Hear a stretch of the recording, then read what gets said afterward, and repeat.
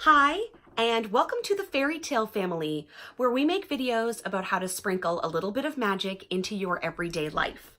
In addition to this brand new YouTube channel, thank you for being here, we also have an Instagram, a Facebook page, and a blog, which we will link down below, and each contain different resources for how to live your life as a mom with a toddler, and also more specifically, how to function in the world of Disney. So we like to think we are self-proclaimed Walt Disney World experts.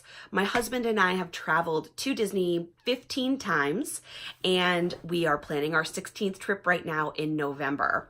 We're planning to combine the magic of Disney, which happens every single day, with the magic of Christmas. And if you know me at all, those are two of my absolute favorite things. And this trip has been in the stages of planning for years. We talk about it every single time we're physically in Disney World. Wouldn't it be amazing to come back for Christmas? And finally, we're making it happen. So I thought that we could use this trip kind of like a jumping off point. So every time we're doing something tangible for this trip, in regards to planning, that I could also tell you exactly what we're doing, so that if you're a first-time goer or you're a repeat goer who just wants better or new information, that you would have the chance to walk with us step by step in this how-to guide. That is what this new video series is all about. It is about the details, the specifics, the semantics of tangible, practical advice, getting you from wherever you are at home to standing in front of the castle, relieved and full of gratitude and happiness for planning the world's best vacation. So, a little bit of background. Mark and I met in college, and we started vacationing to Walt Disney World in 2004 together. We were brand new into our relationship. 3 months in, we planned a Disney vacation, and it was the first time I had ever traveled there. So since then, we have continued to go back to Disney World whenever we possibly can. We've also been to Aulani in Hawaii and to Disneyland in California. And it is on our Disney bucket list to go to every Disney resort and park worldwide. So starting with Disney World, which I think is perhaps the most accessible, we wanted to give you our blueprint, how we do this, where do we stay, and what do we do when we're in the parks.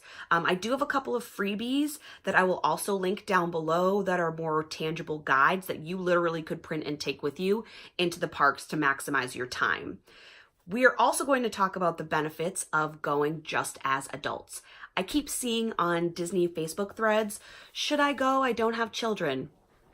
Yes, you should definitely go without children. We love going with our daughter. She's our favorite person on this earth. But if you've been with kids, you know that there's stress around nap time, around snacks, around sunscreen, around hydration.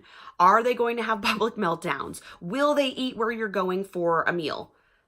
There is a host of issues that comes with parenting, and they follow you to Florida. Spoiler. So if you are thinking about going just as friends, spouses, a family group without children, please do it. I highly recommend going just as adults. It is much more relaxing, and you are not under any time constraints for nap or bedtime, which I would prefer. Let's get into the nitty-gritty details of when. So we're going to start at the very beginning. You know that you want to travel to Walt Disney World. That's your plan so far. Let's talk about when you go, because unlike a lot of other vacations, when really does matter. It is going to be busier during school vacations, major holidays, and weekends. So this also usually comes with an associated cost. We'll talk about financing Disney a little bit down the road and the different tiers that Disney offers for budgets. So you should know that in advance. If you're going during a busy time, there will be costs associated with that. They're manageable, but you should know that getting into it in advance. We use a resource called Touring Plans, which is a website that I will link below, and they have a predictive calendar for crowds in Disney parks. It's actually really smart. I wish that there was a way that my brain could manage that type of algorithm, but it cannot. So we use them as a resource. They have a color-coded 1 through 10 scale based on specific parks. So it's not just Walt Disney World as a whole. It breaks it down: Magic Kingdom, Animal Kingdom, Hollywood Studios, Epcot, and Disney Springs. So things will either be green, good, 1, or all the way up through red, which is a 10. There are 4 primary times that, if you can, you should avoid traveling to Walt Disney World. That starts Christmas Day through the first days of January. That is the maxed out, busiest time ever to go to Walt Disney World. And I mean maxed out in terms of they close the parks down because not one more soul is legally able to get through the park gates. So if you're looking to ride anything, eat specific things, shop, you can't. You're kind of just in a corral in a waiting space, especially at that time in Magic Kingdom. So if you can avoid Christmas Day through the early days of January, I would highly recommend doing so. It is the #1 busiest time in Walt Disney World. The second busiest time is mid-March, which tends to be spring break time for both colleges and universities, as well as Southern public schools. So that time through Easter, please avoid. It is a double whammy if Easter falls during spring break. So knowing when the holiday falls really does matter. We actually were just there in February, and it kind of collided with the very beginning of spring break, and it was crazy busy. The next time to avoid is Thanksgiving Day. So Thanksgiving and Christmas are extremely magical times in Disney, hence us wanting to go in November. But there is a sweet spot between post-Thanksgiving and Christmas, and even pre-Thanksgiving, which is actually when we're going to experience Christmas magic, that we will be able to avoid crowds but experience all of the wonder that is Christmas in Disney World. So there are a variety of times, kind of the in-between times, where you could sneak in if you can, especially if you're looking to experience the holiday part of Disney. Going on Thanksgiving or on Christmas, no. Stay here, please. Stay home and then go the next day. It will be worth it, I promise. Or in the case of Christmas, go prior. Go prior to the 25th or 24th.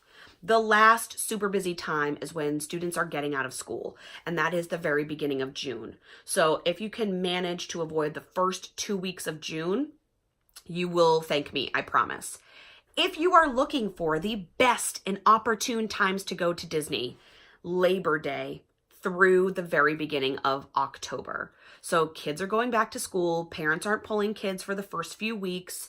That is a specifically excellent time to travel to Disney World. So if you have little kids who aren't in school yet and you can take that time off, please go then. The weather will be nice. There won't be crowds. That is a beautiful time to be there. The other time is mid-January, so after the holidays, through President's Day, which is in the very beginning of February. So that 4 to 6 week block tends to be a great time to go. I would also say, and not for the faint of heart, if you really want to go during summer months, so July and August, you will melt into the pavement, but you will be alone. Mark and I have traveled to Disney. We used to be August Disney goers. So we understood that that meant with drinking jugs of water, not bothering with like hair, makeup, or clothes that were going to be clingy and sweaty. It's just an experience that you have to be prepared for. I would never recommend bringing children during this time because they are going to be dehydrated, likely sunburned, complaining. But if you can go just as adults during that time, it is very inexpensive, which is how we got to go so many times, and you won't have to wait at all, which is kind of an unknown in Disney. We have had the pleasure of walking on to super traditionally busy attractions repeat times in summer months because nobody is braving Disney in August. We actually did this also when I was 8 months pregnant and I almost gave birth in Animal Kingdom. So hydration cannot be overestimated during those summer months. Please be safe. Be careful, rest when you need to, and drink literally every drop of water that you possibly can find. So using touring plans to figure this out, knowing that you have 4 extremely busy times, Christmas through the first few days of January, mid-March through Easter, Thanksgiving, and the first weeks of June, cross those off your list. Then work backwards. If you can avoid July and August, probably smart to do so if you're not looking to melt into the earth. And if you're looking at Labor Day through October, that's a sweet spot. If you're looking at mid-January through President's Day, that's your second sweet spot. So those are my best times for when to go. I would also recommend that you overlap your trip, not just a Sunday through Saturday, but if you can go like a Thursday through Wednesday, it makes a big difference price-wise when you arrive to Disney World. So look at touring plans, and then we will get into where you are going to stay in our next video. We'll break down the different tiers that Disney has in terms of resorts, value, moderate, and of course we have the 2 upper categories with deluxe and villas. So we'll break down those options and I will link those blog posts below as well. But now if you know when you're going to go, we can map out a solid finance plan and pick where. My last tip here when you're figuring out when is that you need to look in advance. Disney is not a vacation that you can plan in 3 months because you won't have access to fast passes and dining like the rest of the world who is planning at least a year out.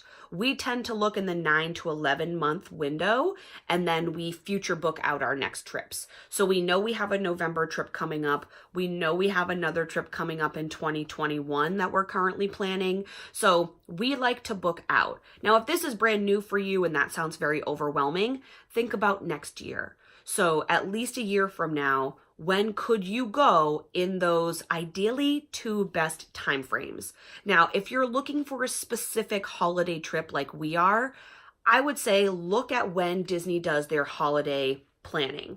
So we have Not So Scary, Mickey's Not So Scary Halloween Party, but that is not just in the month of October. We have the Magic of Christmas, that is not just in the month of December. So look on Disney's website, I'll link that below as well, so you can figure out, and they always map out their events coming up. So if you're looking for a specific holiday plan, you can look online and figure out for the next year, when is that likely to happen? Disney works off of patterns and predictions. So they're never going to toss anything new in that you think you might have FOMO over, that you're missing out something Disney that's holiday related because it's brand new as of this year. They don't really do that. Or they do, but they'll let you know 2 years in advance. So those are my tips for the when piece. Know when it's busy, know when it's not. Are you going for a holiday vacation? And if so, when could you open that range up so that you're not just going during that specific day or week? I will be linking all of my guide questions down below as well. If you have questions for the when, please leave it in the comments. I would love to answer them. And I look forward to our next video together. Bye.